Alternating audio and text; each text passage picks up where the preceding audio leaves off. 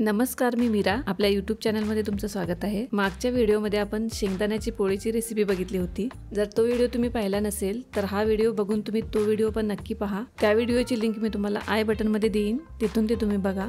आज आपण मूगडाळीचा डोसा आणि त्यासोबत लाल मिरचीची चटणी याची रेसिपी बघणार आहोत. रेसिपी करायला अगदी सोपी आहे, जास्त वेळही लागत नाही, त्यामुळे ही नक्की करून पहा. चला तर मग आजच्या रेसिपीला सुरुवात करूया. त्यासाठी लागणारे साहित्य: 1 वाटी ओलं खोबरं, 7 ते 8 हिरव्या मिरच्या, 1 कांदा, लाल सुक्या मिरच्या 4, लसूण पाकळ्या 10 ते 12, 1 टोमॅटो, थोडीशी कोथिंबीर, 3 चमचे रवा, तांदळाचे पीठ 2 चमचे आणि मी पाव किलो मूग डाळ 2 तास भिजवून घेतले. सगळ्यात आधी आपण डोस्यासाठी बॅटर तयार करून घेऊया. त्यासाठी मी थोडी मूग डाळ मिक्सरच्या भांड्यामध्ये घेते.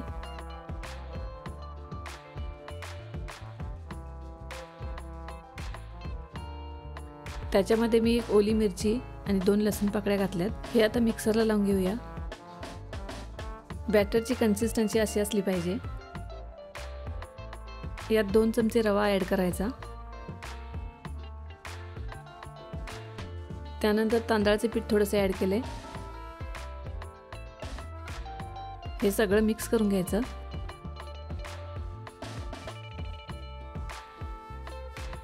यात चवीनुसार मीठ घालायचं.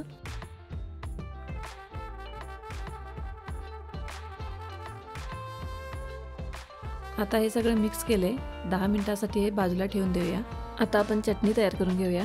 त्यासाठी सगळ्यात पहिला मी कढईमध्ये ओली मिरची आणि सुकी मिरची दोन्ही भाजून घेते.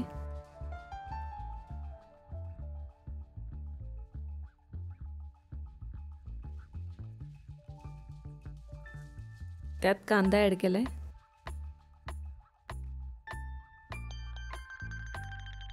कांदा थोडा भाजलाय. आता मी त्याच्यामध्ये टोमॅटो घातलाय. तो चांगला भाजून घ्यायचा.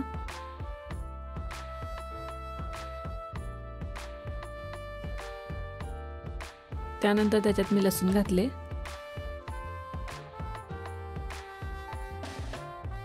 थोडंसं तेल घालायचं.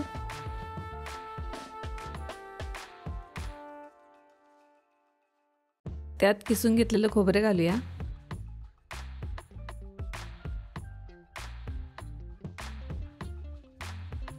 थोडीशी कोथिंबीर घातली.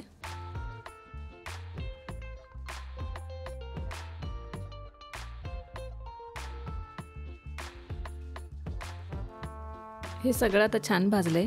आता हे सगळं मिक्सरला बारीक करून घेऊया.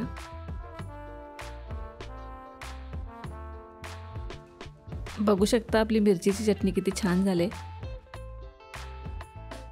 त्यात थोडं मीठ ॲड करूया. आता चटणीला तडका देऊया. त्यासाठी मी तडका पॅनमध्ये थोडंसं तेल घेतलंय, मोहरी टाकले, थोडंसं जिरं घातलंय. यात मी थोडीशी उडीद डाळ घातले. आता यात कढीपत्ता आणि थोडीशी सुकी मिरची टाकले. त्यात थोडीशी हिंग घालायची. आता हे गरम गरम चटणीमध्ये घालायचं. आता आपली चटणी तयार आहे. आता आपण डोसे काढून घेऊया.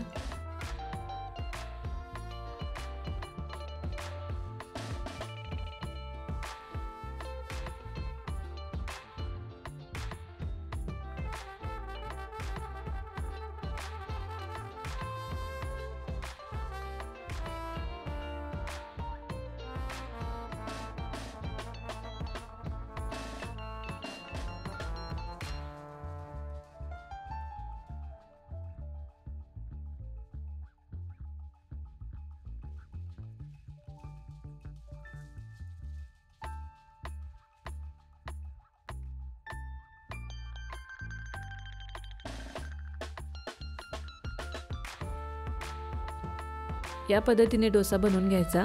अशा प्रकारे आपला मूग डाळीचा डोसा आणि लाल मिरचीची चटणी तयार आहे. जास्त वेळ पण लागत नाही आणि अगदी सोपी रेसिपी आहे आणि पौष्टिकही. ही चटणी तुम्ही इडली सोबत पण ट्राय करा, अगदी अप्रतिम लागते.